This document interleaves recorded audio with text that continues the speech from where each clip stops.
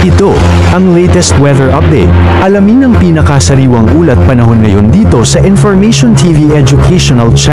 Huling namataan itong low pressure area na ating minomonitor sa loob ng ating Philippine Area of Responsibility kaninang alas 3 ng umaga sa layang 235 kilometers kanluran ng San Jose Occidental, Mindoro.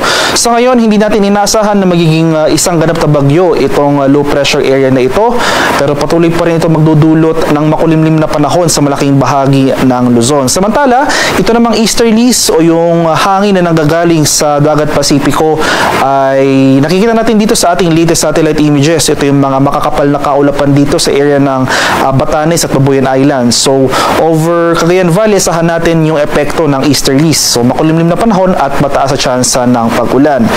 So, malaking bahagi nga ng Luzon, including itong western section ng Visayas, dahil sa epekto nitong low pressure area at itong easterlies, asahan natin itong makulimlim na panahon. Sa nalalabing bahagi ng Visayas at buong Mindanao ay bahagi maulap hanggang sa maulap na papawiri na ating inaasahan, maliban na lamang sa mga usual afternoon to evening na mga localized thunderstorms. At bukod sa low pressure area na ito, wala pa naman tayong binabantayang anumang sirkulasyon o other weather disturbance within the Philippine Area of Responsibility.